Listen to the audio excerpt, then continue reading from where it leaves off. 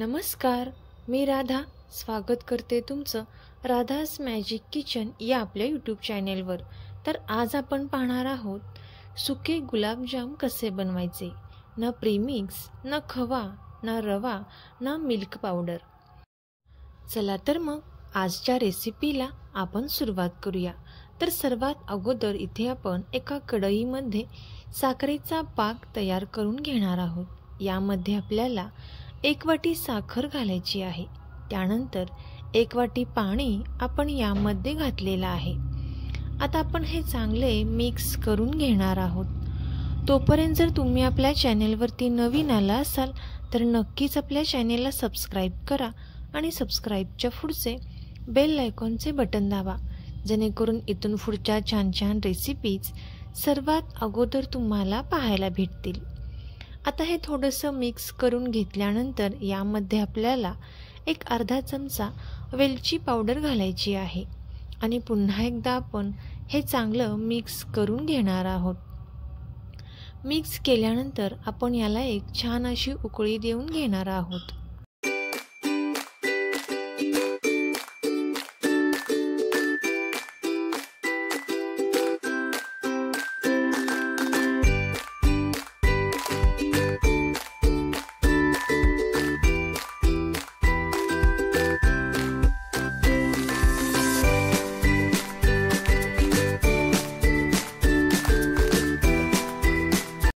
आता इथे याला एक छान अशी उकळी आलेली आहे आणि आपला साखरेचा पाक इथे मस्त असा तयार झालेला आहे।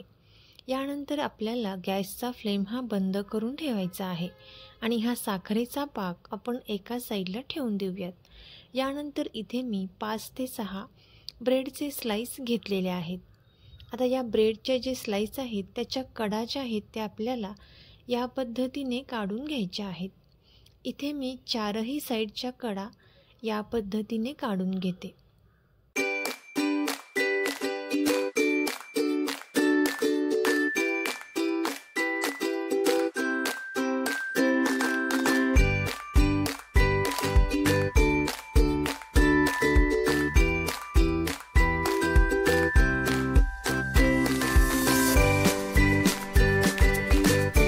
आता याच्या कडा काढून घेतल्यानंतर हे जे ब्रेडचे काप आहेत ते आपल्याला या पद्धतीने सुरीच्या सहाय्याने कट करून घ्यायचे आहेत। आता इथे मी साधारण 10 ते 20 ब्रेडचे स्लाइस या पद्धतीने कट करून घेतलेले आहेत। यानंतर हे एका मिक्सरच्या भांड्यामध्ये सर्व कट केलेल्या स्लाइस काढून घेतलेले आहेत।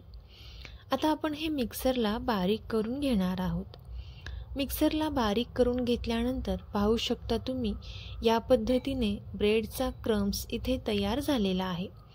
फक्त आपल्याला हे बारीक करत असताना अगदी बारीक जेवढं करता येईल तेवढं करून घ्यायचं आहे।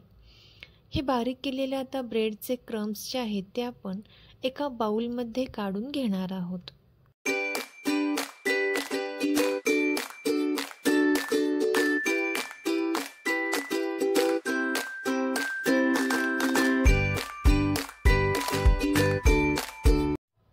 यानंतर यामध्ये आपल्याला एक अर्धी वाटी दुधाचा वापर यामध्ये करायचा आहे।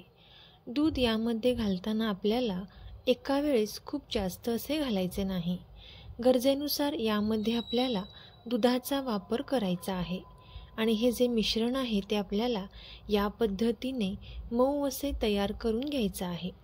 इथे मला टोटल अर्धी वाटी दूध या ठिकाणी लागलेला आहे। हा गोळा तयार करताना इथे आपल्याला मऊ असाच तयार करायचा आहे। गोळा जर खूप घट्ट तुम्ही तयार करून घेतला तर गुलाबजामुन खूप घट्ट तयार होतील आणि पाक त्यामध्ये छान असा मुरणार नाही। यासाठी इथे आपल्याला हे मिश्रण जे आहे ते मऊ असे तयार करून घ्यायचं आहे। हाताला थोडंसं इथे मी तेल लावून घेतलेलं आहे आणि याचे आपल्याला लहान लहान गोळे तयार करून घ्यायचे आहेत। तुम्ही इथे तुम्हाला हव्या त्या साईजचे गोळे इथे तयार करून घेऊ शकता। पाहू शकता तुम्ही मस्त असा छान इथे हा गोळा तयार झालेला आहे। कुठेही हा गोळा चिरलेला नाही आणि याच पद्धतीने आपण बाकीचे सुद्धा इथे गोळे तयार करून घेतलेले आहेत। इथे मी एका साईडला कढईमध्ये तेल छान गरम करण्यासाठी ठेवलेलं आहे। तेल छान गरम झाल्यानंतरच यामध्ये आपल्याला हे गोळे सोडायचे आहेत.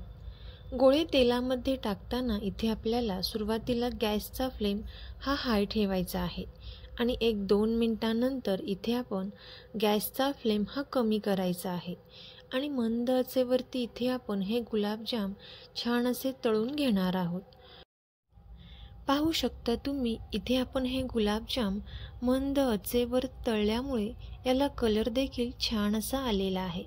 आता इथे आपण हे गुलाबजाम काढून घेणार आहोत. अगदी सोनेरी कलर येईपर्यंत इथे आपल्याला हे तळून घ्यायचे आहेत. आता याच पद्धतीने आपण बाकीचे सुद्धा सर्व गुलाबजाम तळून घेतलेले आहेत.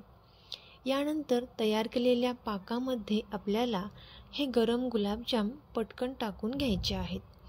जर साखरेचा पाक खूप थंड झाला असेल तर तुम्ही थोडासा कोमट करून घेतला तरीसुद्धा चालेल. आता एक 5 ते 6 तासांसाठी आपण हे असेच झाकून ठेवले होते. 5 ते 6 तासानंतर गुलाबजाम छान असे पाकामध्ये मुरलेले आहेत. अगदी स्पॉन्जी असा गुलाबजाम इथे तयार झालेला आहे. तर हे सर्व गुलाबजाम इथे आपण सर्व पाकामधून काढून घेणार आहोत. यानंतर इथे आपण एका प्लेटमध्ये थोडीशी साखर घ्यायची आहे आणि गुलाबजाम आपल्याला या साखरेमध्ये या पद्धतीने डीप करून घ्यायचा आहे. तर याच पद्धतीने इथे मी बाकीचे सुद्धा सर्व गुलाबजाम या साखरेमध्ये छान असे डीप करून घेतलेले आहेत. तर याच पद्धतीने मी बाकीचे सुद्धा सर्व गुलाबजाम इथे तयार करून घेतलेले आहेत. तुम्हाला जर ही रेसिपी आवडली असेल तर नक्कीच ही रेसिपी आपले मित्रमैत्रिणी आणि नातेवाईकांसोबत शेअर करा. चॅनेलवरती नवीन आला असाल तर नक्कीच सबस्क्राईब करा आणि बेल आयकॉनचे बटन दाबा. थँक्यू.